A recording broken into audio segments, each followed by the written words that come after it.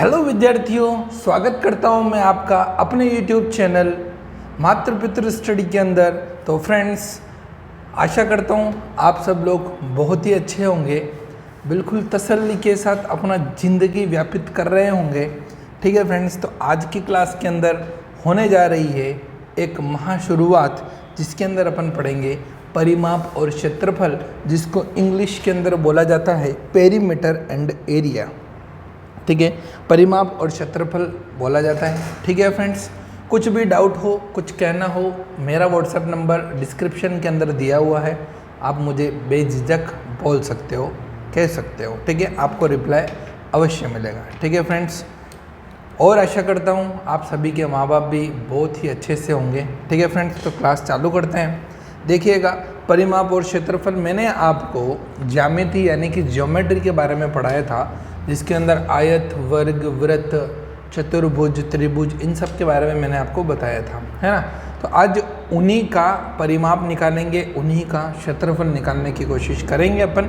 ठीक है, जो मैं बताता हूँ वो प्लीज़ ध्यान से देखना। देखो, शुरू में बिल्कुल बेसिक होगा, और वो बेसिक 5th और 6th स्टैंडर्ड वाले स्टूडेंट का है। जैसे जैसे हाई लेवल जाएगा, क्लास का लेवल बढ़ेगा, यानी कि 8वीं क्लास, 9वीं क्लास, 10वीं क्लास, उन लोगों के लिए आता जाएगा। तो पढ़ो, सब मज़ा आएगा। बेसिक कंप्लीट करो, उसके बाद आपका हायर लेवल पर पहुंचो, तब पढ़ने का मज़ा आता है ना। और एक 6th क्लास का बच्चा अगर ये चीज़ सीख जाता है और स्कूल में एंट्री मारेगा, तब उसका टीचर पूछेगा और वो उसे भी हायर लेवल का बता देगा, तो आप सोच नहीं सकते हो कि मतलब आपकी कितनी तारीफ़ होगी वहाँ, है ना। आप सोच भी नहीं सकते हो, है ना। तो बहुत अच्छा लगता है, ऐसा होता है, मेरे साथ भी होता था पहले, तो अच्छा लगता है ऐसा, है ना। तो अपना नाम बढ़ाने की कोशिश करें हमेशा, घटाने की कोशिश कभी ना करें। ठीक है भाई, तो क्लास चालू करते हैं। देखिएगा, परिमाप एंड क्षेत्रफल के बारे में पढ़ते हैं। हर एक चीज़ आराम से नोटिस करनी है, जो मैं बोलता हूँ उसको ध्यान से सुनना है। ठीक है, सबसे पहले मैं बात करता हूँ आपके आयत की। आयत की बात करते हैं। ठीक है, आयत आपका किस तरीके से होता है ये तो सब आप लोग जानते हैं। ठीक है, इस तरीके से आपका आयत होता है, आपको पता है। ओके सर, इसमें देखो, ये जो होती है ये वाली लाइन, इसको बोला जाता है लंबाई। क्या बोलते हो? लंबाई। और ये जो खड़ी वाली जो होती है, इसको बोला जाता है चौड़ाई। ठीक है, तो मैंने बोला था कि आमने सामने की भुजाएं आपस में क्या होती है? बराबर होती है। तो इधर भी लंबाई तो इधर भी लंबाई होगी, और इधर चौड़ाई है तो इधर भी क्या होगी? चौड़ाई होगी। ठीक है, ठीक है। अब देखो, एक चीज़ मैं अभी आपसे पूछूं कि परिमाप क्या होता है। अगर किसी भी चीज़ का आपको परिमाप निकालना है तो आप क्या निकालोगे? तो भाई, परिमाप का मतलब होता है कि इसके अंदर जितनी भी लाइन्स आपको दिख रही है, देखो, एक लाइन ये दिख रही है, एक लाइन ये दिख रही है, एक लाइन ये दिख रही है, और एक लाइन ये दिख रही है। 4 लाइनें दिख रही है आपको। इन चारों लाइनों को जोड़ दो। इन चारों लाइनों को क्या कर दो? जोड़ दो। यही आपका परिमाप होता है। चाहे कोई सा भी चित्र आ जाए, चाहे कोई सी भी ज्यामिति आ जाए, कुछ भी आ जाए, उसका परिमाप हमेशा उसके पास जितनी भी लाइन है, उनका जितना भी मान दे रखा है, उन सबको प्लस करना है। इसको बोला जाता है परिमाप। क्या बोला जाता है? परिमाप बोला जाता है मेरे भाई। ठीक है, तो देखो, अगर मैं इन चारों को जोड़ूँ तो क्या जुड़ेगा? लंबाई जुड़ेगी, लंबाई जुड़ेगी, यानी कि 2 बार लंबाई जुड़ेगी। तो मैं कह सकता हूँ कि 2 बार 2 इंटू लंबाई जुड़ेगी। और क्या जुड़ेगी? चौड़ाई, और चौड़ाई भी 2 बार जुड़ेगी, तो प्लस 2 इंटू चौड़ाई जुड़ेगी। ठीक है, अब यहाँ पर देखो, यहाँ पर लंबाई है, यहाँ पर चौड़ाई है, यहाँ पर 2 है, यहाँ पर भी 2 है, तो 2 आप बाहर ले सकते हो। जब लंबाई में से 2 बाहर आ जाएगा तो सिर्फ लंबाई बचेगी, और चौड़ाई में से 2 बाहर चला गया तो सिर्फ चौड़ाई बचेगी। ठीक है फ्रेंड्स, तो यही आपका सूत्र होता है, 2 ब्रैकेट लंबाई प्लस चौड़ाई। यही आपके आयत के परिमाप का सूत्र होता है ना। तो देखो, डायरेक्ट सूत्र याद करो, उससे अच्छा कि सूत्र आया कैसे वो याद करो, बहुत मज़ा आता है। है ना। अब आपको ये चीज़ समझ में आ गई कि अगर मान लो आपको सूत्र आ भी नहीं रहा, आप भूल गए, 2 इंटू लंबाई प्लस चौड़ाई होता है, मैं तो भूल गया भाई क्या सूत्र है यार, क्या सूत्र है, और आप एक बार क्या कर लोगे, याद करोगे, यार कैलाश सर ने हमको बताया था कि अगर आप चारों भुजाओं को प्लस भी कर दोगे ना तो भी आपका परिमाप आ जाएगा। तो आप चारों को प्लस करके आंसर ले आओगे ना भाई, सही हो जाएगा एग्जाम में, मैं सही कह रहा हूँ, है ना। फॉर्मूला 5 नंबर, मान लो 3 नंबर का क्वेश्चन है, 1 नंबर फॉर्मूला का काट देगा, 2 नंबर तो आएंगे, और डायरेक्ट फॉर्मूला रट के चले गए ना, फॉर्मूला भूल गए तो 3 में से 3 नंबर माइनस हो जाएंगे। सही बोल रहा हूँ, ठीक है। तो हर एक कंसेप्ट को साथ में लेके चलना पड़ता है भाई, तभी मज़ा आता है हर एक चीज़ का, है ना। चलो, तो फॉर्मूला क्या बन जाएगा, 2 इंटू लंबाई प्लस चौड़ाई। तो यहाँ से देखो, इसमें भी 2 था, इसमें भी 2 था, इसलिए मैंने 2 को बाहर ले लिया। आप अगर इसको भी सोल्व करोगे ना, इसको, तो भी आपका आंसर बिल्कुल सही आएगा, और इसको सोल्व करोगे तो भी आंसर वही आएगा, कुछ भी चेंज नहीं होगा। तो आप ऊपर वाले में रख कर भी सोल्व कर सकते हो, नीचे वाले में रख कर भी सोल्व कर सकते हो, कोई दिक्कत नहीं है, कोई गलत नहीं करेगा, ठीक है। चलो भाई, नेक्स्ट बात करते हैं, नेक्स्ट बात करते हैं अपन वर्ग की, ठीक है। अगर देखो, मैं अभी सिर्फ परिमाप बता रहा हूँ, अगर मेरे को लगा कि टाइम बचा हुआ है अच्छा खासा, तो अपन वापस क्षेत्रफल की तरफ भी बढ़ जाएंगे, लेकिन अगर लगा कि टाइम हो गया है परिमाप में ही, तो अपन आगे नहीं चलेंगे, ठीक है। ज़्यादा लंबी वीडियो बनाने से कोई मतलब नहीं है, अभी आपकी छुट्टियां चल रही है, और आप अगर 1-1.5 घंटे की वीडियो बन जाए और उसको देखो तो आप शायद सो भी सकते हो, है ना। तो आपके अंदर जान वापस तभी आएगी जब स्कूल चलेंगे, ठीक है। तो बात करते हैं वर्ग की। देखिए, सबका ऐसा ही होता है भाई, लेकिन अभी थोड़ा सा जो मैं बेसिक बता रहा हूँ ना, वो पढ़ लो बस, इतना सा है, इतना तो कर ही सकते हो थोड़े दिनों के लिए। ये होता है आपका वर्ग, ठीक है। आपको बताया गया था कि इसकी चारों की चारों भुजाएं आपस में क्या होती है, बराबर होती है, ये आपको बताया गया था। तो मतलब यूँ कह दूँ मैं कि अगर ये इसकी लंबाई है तो ये भी तो लंबाई होगी ना, ठीक है। अगर ये इसकी लंबाई है, मेरे को पता था ऐसा ही कुछ होगा, अगर ये इसकी लंबाई है भाई, तो ये भी लंबाई होगी, ये भी लंबाई होगी, और ये भी लंबाई होगी, ठीक है ना। सही बात बोल रहा हूँ ना, इसमें कुछ गलत हो तो बोलो भाई। चारों की चारों भुजाएं समान है, तो अगर एक लंबाई है तो सारी की सारी लंबाई होगी ना। तो अब देखो, मैं क्या कर रहा हूँ कि परिमाप निकाल रहा हूँ। अब मैं क्या निकाल रहा हूँ, परिमाप निकाल रहा हूँ, परिमाप। तो परिमाप क्या होता है, चारों भुजाओं को जोड़ दो, तो लंबाई प्लस लंबाई प्लस लंबाई प्लस लंबाई, यानी कि लंबाई कितनी बार जुड़ रही है, 4 बार। तो मैं यूँ कह सकता हूँ कि 4 इंटू लंबाई। ये लो, अब ये 4 इंटू लंबाई कैसा है देखो, वो भी मैं आपको बता देता हूँ। जैसे मान लो 5 है, ठीक है, लंबाई 5 है, तो 5 प्लस 5 प्लस 5 प्लस 5, या फिर मैं इसको ऐसे लिख दूँ 4 इंटू लंबाई यानी कि 5। तो देखो, 5 और 5 10, 5 15 और 5 20, और 4 इंटू 5 करूँगा तो भी आएगा 20। तो ऐसे लिख सकते हैं, है ना। 2 प्लस 2 4 होता है, तो 2 इंटू 2 भी 4 ही होता है ना। जैसे 2 प्लस 2 प्लस 2 कितना होता है, 6 होता है, तो 2 इंटू 3 6 होता है, ठीक है। तो जितनी बार आप 5 5 5 5 को प्लस कर रहे हो, आप उसी 5 को जितनी बार प्लस किया उससे गुणा कर सकते हो। यहाँ पे मैंने 4 बार प्लस किया था 5 को, तो 4 इंटू 5 20 हो जाएगा, ठीक है। तो आपका सूत्र क्या बन गया, 4 इंटू लंबाई, या फिर इसको ऐसा भी बोला जाता है कभी कभी 4 इंटू भुजा। तो वही भुजा है, वही लंबाई है, कोई दिक्कत वाली बात नहीं है, आप कुछ भी लिख सकते हो, ठीक है। 4 इंटू लंबाई लिखो, 4 इंटू चौड़ाई लिखो, 4 इंटू भुजा लिखो, कोई दिक्कत नहीं है। तो ये तो हो गया आपका वर्ग का परिमाप। समझ रहे हो कि नहीं समझ रहे हो, समझ रहे हो पक्का, ठीक है। अब बात करते हैं अपन किसकी, वृत्त की। चलो, वृत्त से पहले चतुर्भुज की बात कर लेते हैं।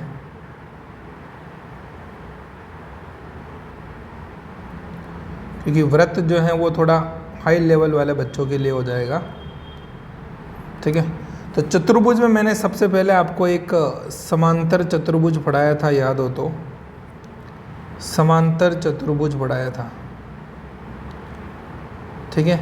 अगर नहीं पढ़ा हो तो आई बटन, ऊपर एक आई बटन आता है ना, जैसे क्लास चल रही होती है ऊपर एक आई बटन आता है, उस पर क्लिक करना, डायरेक्ट उसी क्लास का लिंक आपको मिल जाएगा, और डिस्क्रिप्शन बॉक्स के अंदर भी मैं डाल दूंगा, ठीक है। आप कहीं पे भी जाके पढ़ सकते हो अगर नहीं पढ़ा है तो। समांतर चतुर्भुज कैसा होता है देखो, अभी बना के बताते हैं आपको।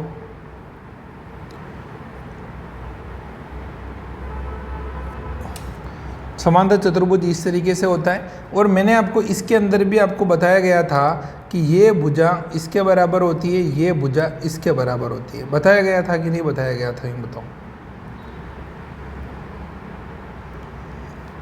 ये भुजा इसके बराबर, ये भुजा इसके बराबर, बताया गया था ऐसा। ठीक है, तो आमने सामने की भुजाएं इसमें भी बराबर होती है। तो मेरे भाई आप दिमाग लगाओ ना, अगर इसमें आमने सामने की भुजाएं बराबर है तो ये की ये प्रॉपर्टी किस में होती है? आयत में भी तो होती है। और आयत का परिमाप का सूत्र मैंने क्या बताया था उस समय आपको? 2 इंटू लंबाई प्लस चौड़ाई। लो ये का ये इसमें लग जाएगा, तो ये समचतुर्भुज का क्या हो गया? परिमाप हो गया। भाई इसमें भी आमने सामने की भुजाएं बराबर ही तो है। कैसे कि अगर मान लो ये लंबाई है तो ये भी लंबाई होगी, ये अगर चौड़ाई है तो ये भी चौड़ाई होगी। तो 2 लंबाई 2 चौड़ाई को जोड़ते हैं तो यही तो बनता है, नहीं बनता है क्या? बनता है ना यार। ठीक है, समांतर चतुर्भुज समझ में आ गया। फिर मैंने आपको इसी के अंदर एक बताया था समचतुर्भुज। समचतुर्भुज बताया गया था। समचतुर्भुज को मैंने बताया था कि ये एक पतंग के आकार, पतंग के समान होता है ना, पतंग के जैसा होता है, बताया था ना, इस तरीके से होता है। ठीक है, इसमें चारों भुजाएं आपस में क्या होती है? बराबर होती है। चारों भुजाएं क्या होती है? आपस में बराबर होती है। ठीक है, तो इसकी चारों भुजाएं बराबर है, तो परिमाप इसका किसके बराबर होगा? और किसकी चारों भुजाएं बराबर होती है यूँ बताओ आप तो? सर वर्ग की चारों भुजाएं बराबर होती है, आपने बताया था। और वर्ग के परिमाप का सूत्र अभी बताया था, 4 इंटू भुजा होता है। तो इसमें लगाने में जोड़ थोड़ी ना आएगा, 4 इंटू भुजा बोलो या 4 इंटू लंबाई बोलो, इसमें लगाने में अपने को जोड़ थोड़ी ना आएगा। देखो अभी ऊपर ही तो बताया भाई, ये वर्ग है, वर्ग का 4 इंटू भुजा होती है, तो ये समचतुर्भुज है तो इसकी भी 4 इंटू भुजा ही होगा ना, क्योंकि ये भी तो, इसमें भी चारों भुजाएं सेम है ना। ठीक है, देखो कितनी कलरफुल क्लास हो रही है ना, मज़ा आ रहा है। आपको पढ़ने में भी मज़ा आ रहा होगा और मेरे को पढ़ाने में भी बहुत मज़ा आ रहा है। ठीक है, समचतुर्भुज हो गया। फिर बात करते हैं अपन किसकी? अब मैं बात करूँगा किसकी? अब बात करेंगे भाई साहब अपन समलंब चतुर्भुज की। समलंब चतुर्भुज। भाई मेरी राइटिंग कैसी है कमेंट करके बताना, ताकि मेरे को भी पता चले।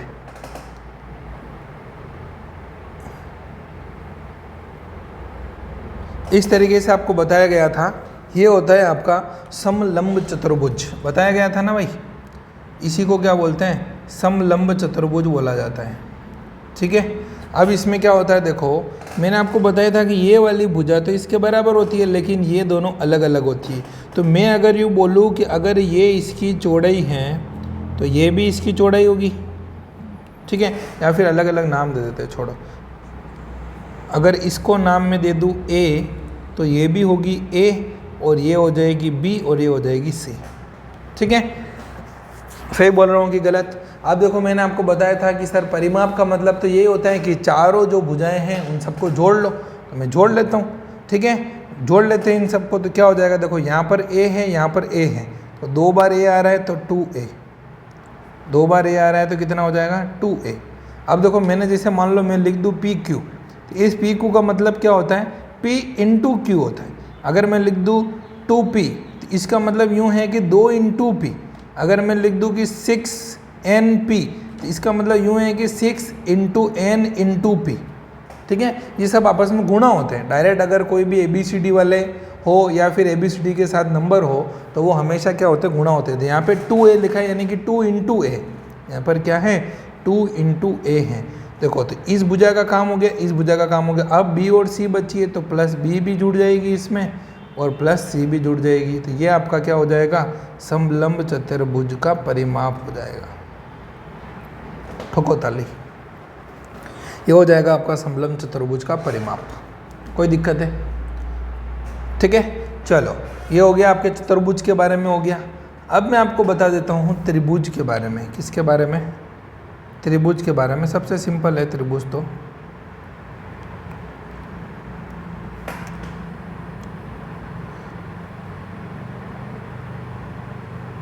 त्रिभुज देखो, अगर आपको मान लो मैथ्स के अंदर किसी टॉपिक के अंदर बहुत ज़्यादा दिक्कत है तो भाई आप मुझे कमेंट करके बोल सकते हो कि सर आप ये टॉपिक पहले पढ़ा दो, मैं वो कर दूंगा। जैसा आप बोलोगे वैसा करेंगे। ठीक है? ठीक है भाई, ये चीज़ ध्यान में रखना है। ठीक है? और आप मेरे जो डिस्क्रिप्शन बॉक्स में मैंने नंबर दे रखे हैं उस पर मैसेज ज़रूर करें। एक चीज़ बतानी है आपको, वो बताएंगे। ठीक है? तो पहले आप मैसेज करना मेरे को, ताकि मेरे को पता चले कि कितने स्टूडेंट जी जान लगा करके मेहनत कर रहे हैं। ठीक है? त्रिभुज की बात करते हैं तो त्रिभुज के अंदर सबसे फर्स्ट देखो, त्रिभुज का तो सीधा फंडा है।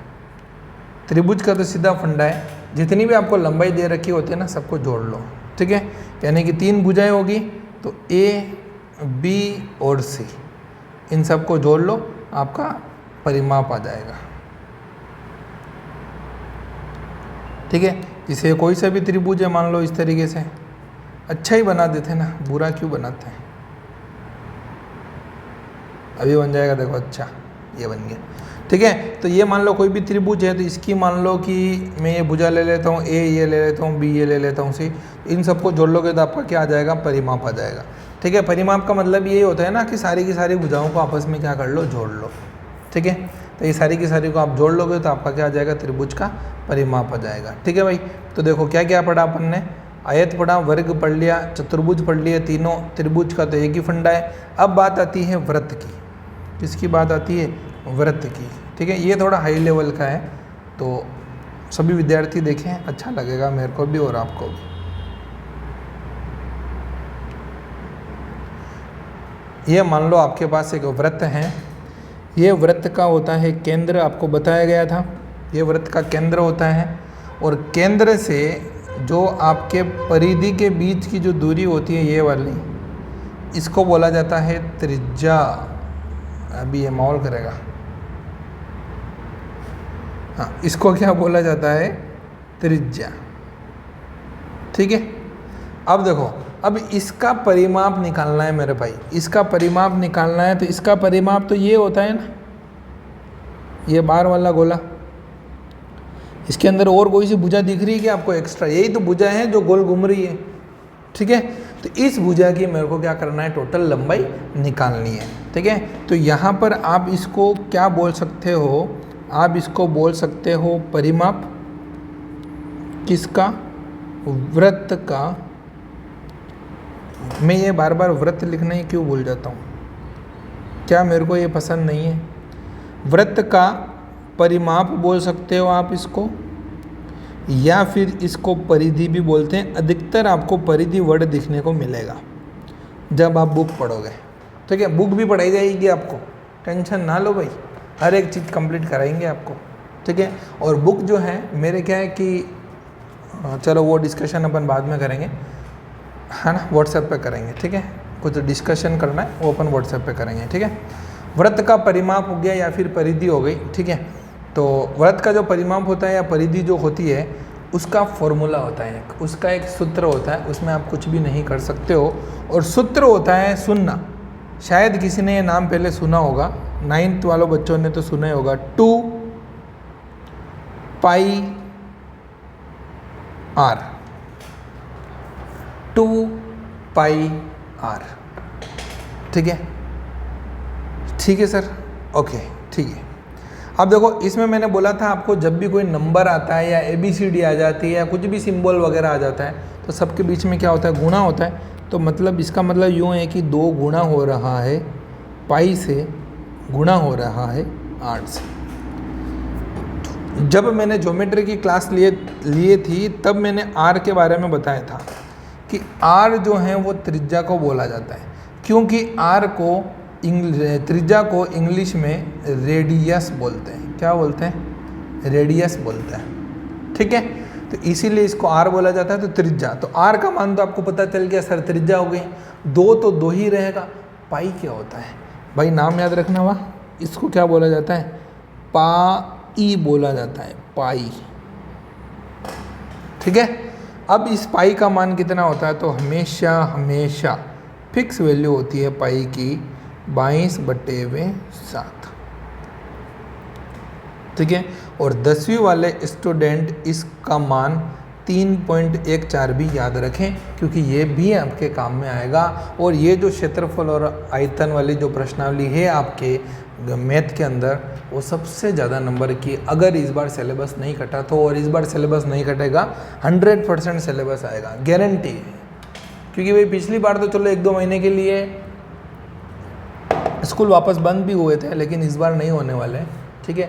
तो 100% कोर्स आएगा और ये सबसे ज़्यादा नंबर की प्रश्नावली है, क्षेत्रफल वाली है ना, क्षेत्रफल और आयतन भी है इसमें, ठीक है। तो हर एक चीज़ पढ़ाएंगे, टेंशन ना लो, बिंदास पढ़ो आप तो, ठीक है। तो पाई की वैल्यू कितनी हो गई, 22/7 यानी कि 3.14, ठीक है। तो इस तरीके से आपका इस तरीके से परिमाप भी निकल जाएगा, क्लियर है, ठीक है। तो 2πr = क्या होता है, वृत्त का परिमाप या वृत्त की परिधि निकालने का सूत्र होता है। पाई की वैल्यू 22/7 होती है, 3.14 होती है, कुछ भी ले सकते हो। आर आपकी त्रिज्या होती है, ये आपको बता दिया गया है। आर क्या होती है, आपकी त्रिज्या होती है, जो कि आपको क्वेश्चन में दे रखी होगी, ठीक है फ्रेंड्स। तो अगर वीडियो आपको मेरे हिसाब से यहीं एंड करते हैं, क्योंकि अगर मैं आपको क्षेत्रफल बताऊंगा तो इतना ही समय शायद और लग सकता है, 20 से 25 मिनट और लग सकते हैं। तो 20 से 25 मिनट और लगेंगे तो अपनी क्लास एटलीस्ट 45 मिनट यानी 45 मिनट की हो जाएगी, और वो थोड़ी ज़्यादा लंबी हो जाएगी। और मेरे को पता है इतनी ज़्यादा लंबी आप पढ़ोगे नहीं, ठीक है। तो आज के लिए इतने ही रखते हैं, क्षेत्रफल अलग से क्लास बना लूँगा मैं, कोई दिक्कत नहीं है, अभी तो छुट्टियाँ हैं, आराम से पढ़ो, ठीक है। तो आज के लिए इतने ही रखते हैं फ्रेंड्स। अगर आपको वीडियो अच्छी लगी तो प्लीज़ वीडियो को लाइक कर देना, अपने दोस्तों के साथ, अपने फैमिली के साथ, अपने जो बड़े भाई हैं उनके साथ, छोटे भाइयों के साथ इसको शेयर कर देना, ठीक है। और चैनल पर नए हो तो प्लीज़ चैनल को सब्सक्राइब ज़रूर कर देना, सब्सक्राइब करें भी और करवाए भी। Thank you so much, have a nice day, आपका दिन शुभ हो।